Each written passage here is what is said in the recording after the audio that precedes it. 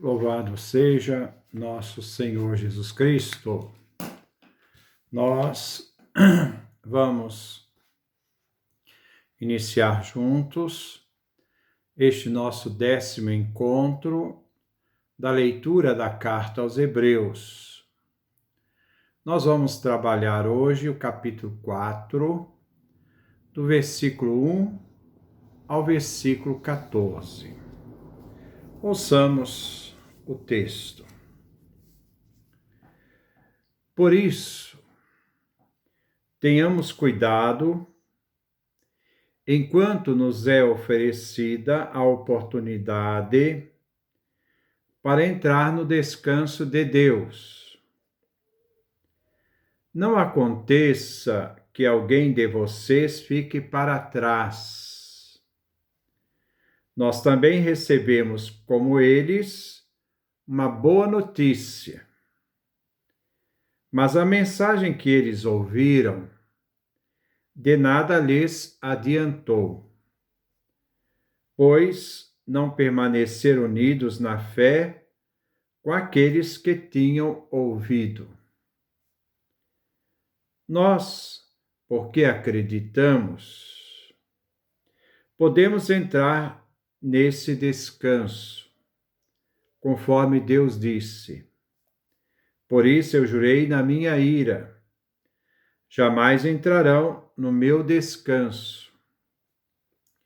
Aqui se trata do descanso de Deus, depois que realizou as suas obras no princípio do mundo. Em algum lugar, a Escritura diz a respeito do 7º dia. E no 7º dia, Deus descansou de todas as suas obras. E de novo, em nosso texto, jamais entrarão no meu descanso. Sabemos, portanto, que alguns entrarão no descanso. E os que receberam, em primeiro lugar, a boa notícia, não entraram, por causa da desobediência deles. Por isso, Deus fixa novamente um dia que se chama hoje, dizendo por meio de Davi: depois de muito tempo, o que lembramos mais acima. Hoje, se vocês ouvem a voz dele, não fique de coração endurecido. Se Josué os tivesse de fato introduzido nesse descanso, Deus não teria falado novamente de outro dia. Portanto, ainda está reservado um descanso sabático para o povo de Deus. Quem de fato já entrou no descanso de Deus, descansa de todas as suas obras, assim como Deus descansa das suas. Apressemo-nos, pois, para entrar nesse descanso, para que ninguém caia no mesmo tipo de desobediência. A palavra de Deus é viva, eficaz e mais penetrante do que qualquer espada de 2 gumes. Ela penetra até o ponto onde a alma e o espírito se encontram, até onde as juntas e medulas se tocam. Ela sonda os sentimentos e pensamentos mais íntimos. Não existe criatura que possa esconder-se de Deus. Tudo fica nu e descoberto aos olhos dele. E a ele devemos prestar contas. Nós temos um sumo sacerdote eminente que atravessou os céus, Jesus, o Filho de Deus. Por isso, mantenhamos firme a fé que professamos. Este é o texto que nós vamos refletir hoje. Nós iniciamos no versículo 1. Por isso, tenhamos cuidado enquanto nos é oferecida a oportunidade para entrar no descanso de Deus. Não aconteça que algum de vocês fiquem para trás. Depois do autor da carta, no capítulo 3, ter refletido sobre a caminhada no deserto, o descontentamento do povo contra Deus e contra Moisés e Arão, pela falta de fé, depois de virem tudo o que Deus fez com seu povo, tirando-o da escravidão, ele agora aplica esta situação no hoje dos cristãos, para não repetirmos as mesmas coisas, os mesmos erros do povo de Israel no deserto. Por isso, diz o autor, tenhamos cuidado. Requer de nós uma atenção, um discernimento. Enquanto o advérbio de tempo, nós vivemos neste mundo, nascemos, vamos morrer. Durante a existência, devemos tomar, decidir, fazermos uma opção fundamental enquanto vivemos, na duração da nossa existência. Nosso tempo neste mundo é limitado. Nós temos um princípio, nós temos um fim. Nós temos um princípio, nós não pedimos para nascer. Nós temos um fim. Esta realidade depende de nós porque nós estamos nos construindo. Sou livre para escolhas. E devemos assumir, durante este período de vida, devemos assumir nossas escolhas, porque devemos fazer nossas escolhas. Não se pode acusar Deus de ser injusto. Ele dá a todos a possibilidade de escolhas. Enquanto nos é oferecida, diz o autor, a oportunidade para entrar no descanso de Deus, isto é, a eternidade, que Deus nos oferece por meio do seu Filho amado, Jesus Cristo. Não percamos em nenhum momento esta oportunidade. Não aconteça, diz o autor, que alguém de vocês fique para trás. Como o povo de Israel, que saiu do Egito, mas não entrou na terra prometida. Ou nós, que saímos da morte pela fé em Cristo, no batismo, e entramos na vida por meio desse batismo, por tudo aquilo que Cristo realizou por nós na cruz, e nós participamos desta graça também no batismo, dessa realidade que a marca redentora do Cristo na cruz, por amor de nós e a nosso favor. A resposta a Jesus é sempre uma resposta de amor. Amor se paga com amor.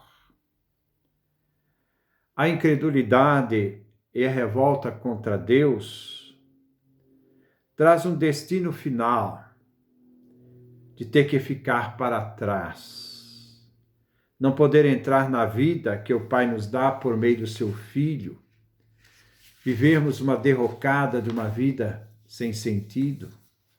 Versículo 2.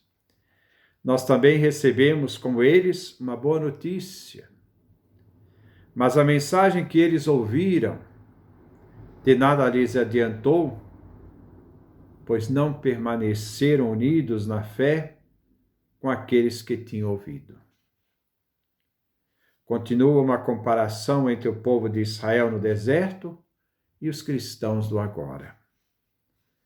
Nós também recebemos com eles uma boa notícia, o Evangelho, a Boa Nova.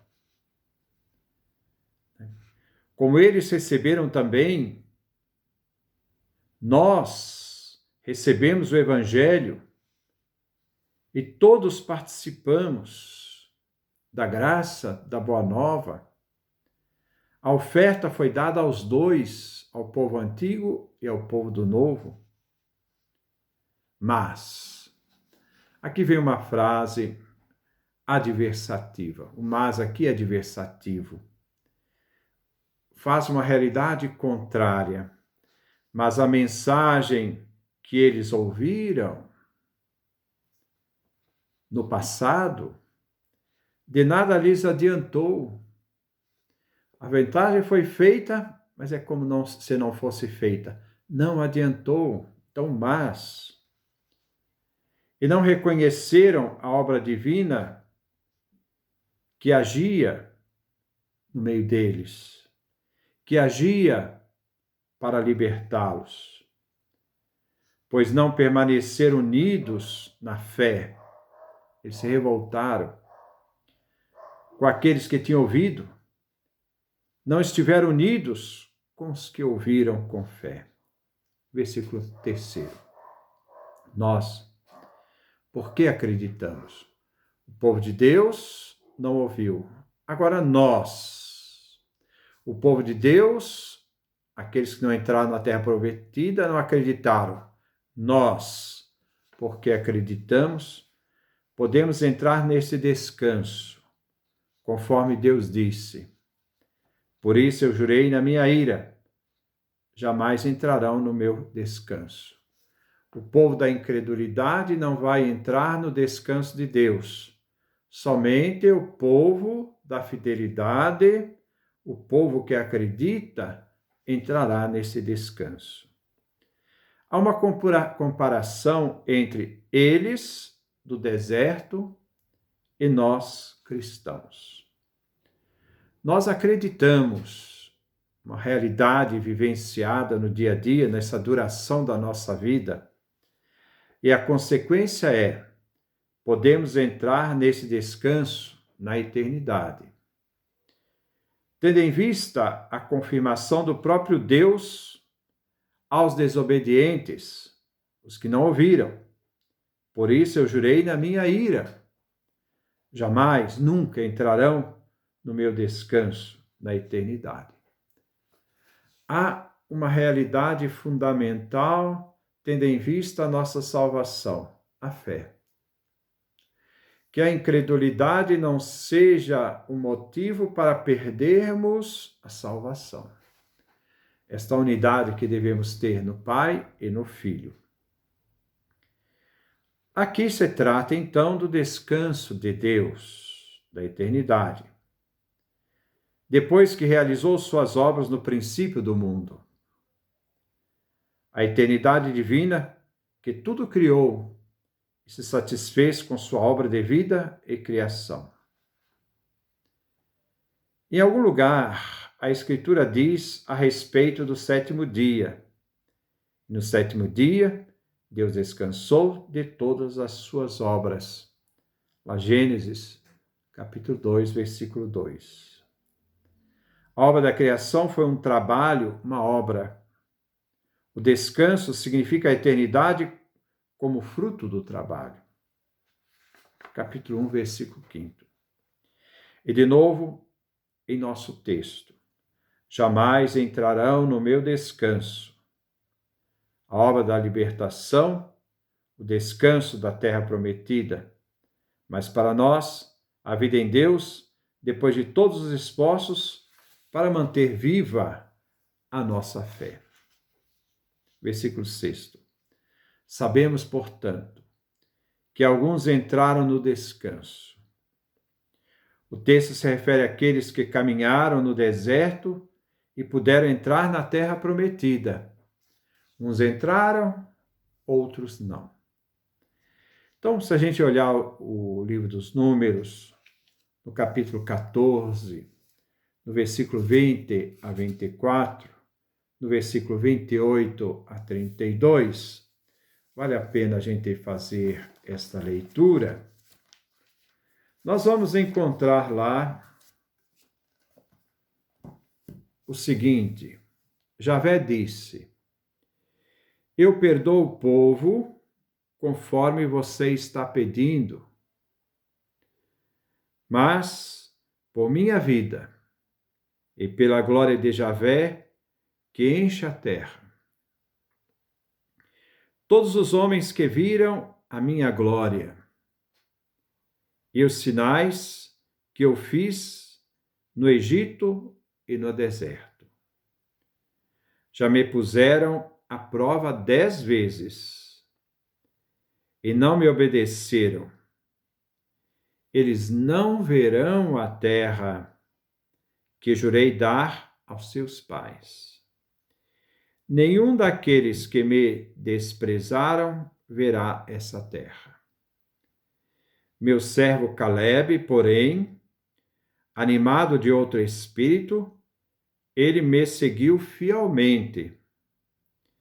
Por isso, eu o farei entrar na terra que ele explorou, e a descendência dele possuirá essa terra.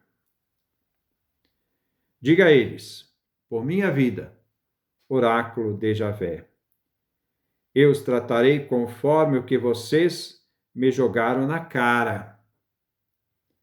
Seus cadáveres cairão neste deserto, e todos os que foram recenseados de 20 anos para cima e que murmuraram contra mim, não entrarão na terra onde jurei estabelecer vocês.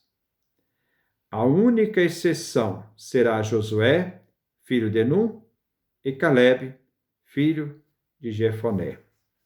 Quanto aos filhos de vocês, de quem vocês diziam que seriam levados como escravos, eu os farei entrar para conhecer a terra que vocês desprezaram. Mas os cadáveres de vocês cairão nesse deserto. Por isso, diz o texto da carta aos Hebreus, fixa novamente um dia, que ele chama hoje, dizendo por meio de Davi, depois de muito tempo, o que lembramos acima. Hoje, se vocês ouvem a voz dele, não fiquem de coração endurecido. Coração endurecido. Não sejam incrédulos, mas que acreditem, para não cair no deserto, como aqueles que caíram porque não acreditaram. Versículo 8. Se Josué os tivesse de fato introduzido nesse descanso, Deus não teria falado novamente de outro dia, alertando sobre o perigo da incredulidade e da falta de fé, alertando o povo a manter-se firme na fé e na aliança com Deus. A história humana é a história constante da cisão. Nós temos que fazer uma decisão entre fé ou a incredulidade. Versículo 8. Portanto, ainda está reservado um descanso sabático, uma eternidade, para o povo de Deus, quando entrarão no repouso prometido. Versículo 10. Quem de fato já entrou no descanso de Deus, na eternidade, descansa de todas as suas obras, assim como Deus descansa das suas. Para este versículo, gostaria de citar o texto do Apocalipse 14, versículo 13. Ouvi então uma voz que vinha do céu. Apocalipse, capítulo 14, versículo 13. Ouvi então uma voz que vinha do céu dizendo, escreva, felizes os mortos. Olha, que São João diz que os mortos são felizes, mas quais mortos? Aqueles que desde agora morrem no Senhor, na fé, na credulidade. Sim, diz o Espírito, descansa de seus trabalhos, de suas fadigas, pois suas obras os acompanham. Há uma comparação entre o descanso daquele que tem fé com o descanso de Deus. Descanso, eternidade, como fruto do trabalho, como fruto da vida de fé. Versículo 11. Apressemo-nos, pois, para entrar nesse descanso, nesta eternidade, para que ninguém caia no mesmo tipo de desobediência. Devemos nos agilizar, tendo em vista o descanso, a eternidade, e assim evitemos a desobediência, que os antigos caíram pela incredulidade. Versículo 12. A palavra de Deus é viva, eficaz, mais penetrante do que qualquer espada de 2 gumes. Ela penetra até o ponto onde a alma e o espírito se encontram, e até onde as juntas e medulas se tocam. Ela sonda os sentimentos, os pensamentos mais íntimos. A centralidade da fé nos leva à perseverança até a meta final. Vem alimentada pela palavra de Deus, Sagrada Escritura. Ela diz, a Escritura é viva, a palavra de vida, a palavra divina é eficaz, é penetrante nas realidades mais íntimas, onde a alma e o espírito encontram. Ela sonda os sentimentos mais íntimos. A pessoa de fé não pode ser indiferente ao que se diz, está sempre atenta à própria Sagrada Escritura. Versículo 13. Não existe criatura que possa esconder-se de Deus. Tudo fica nu e descoberto aos olhos dele. E a ele devemos prestar contas. Esta leitura que podemos encontrar em Gênesis, capítulo 3, versículo de 8 a 11, mostra essa realidade falada pelo texto aqui da carta aos Hebreus. Adão e Eva, eles ouviram Javé Deus, passeando no jardim, à brisa do dia. Então o homem e a mulher se esconderam da presença de Javé Deus entre as árvores do jardim. Javé Deus chamou o homem. Onde está você? O homem respondeu, ouvi teus passos no jardim, tive medo, porque estou nu e me escondi. E Javé continuou, e quem lhe disse que você está nu? Ora, Deus, a criatura não pode esconder nada de Deus. Deus descobre a nudez do ser humano e o homem toma consciência da sua nudez. E para isso, nós devemos saber que diante do ato cometido, Deus está ali para prestar contas. O homem deve prestar contas a Deus. Versículo 14. Nós temos um sumo sacerdote eminente que atravessou os céus. Jesus, o Filho de Deus. Por isso, mantenhamos firmes na fé que professamos. Ele introduz o tema do sumo sacerdote, homem-Deus. Homem, Jesus nascido da Virgem, Filho de Deus, gerado pelo Pai antes de todos os séculos. A consequência em Jesus, o Filho de Deus, mantenhamos firmes na fé, né, que nós professamos. Então, esse texto quer nos animar a não nos deixarmos cair como o povo do Antigo Testamento, cair na incredulidade. Pela incredulidade não puderam entrar na terra prometida. Nós também não podemos cair na incredulidade, porque senão nós não podemos entrar no descanso na eternidade. É uma realidade, o texto pede de nós uma atitude de fé e de confiança.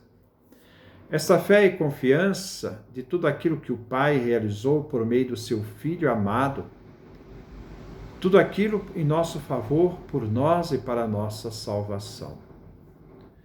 Então, que Deus nos dê a sua graça e a sua bênção. Vamos refletir sobre a nossa fé.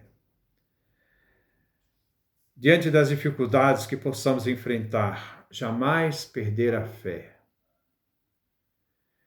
Como o povo de Israel, aprender com os erros para não repeti-los. E viver dessa fé que nos faz ir adiante, nos faz estar em comunhão com o próprio Cristo Jesus, no tempo que se chama hoje.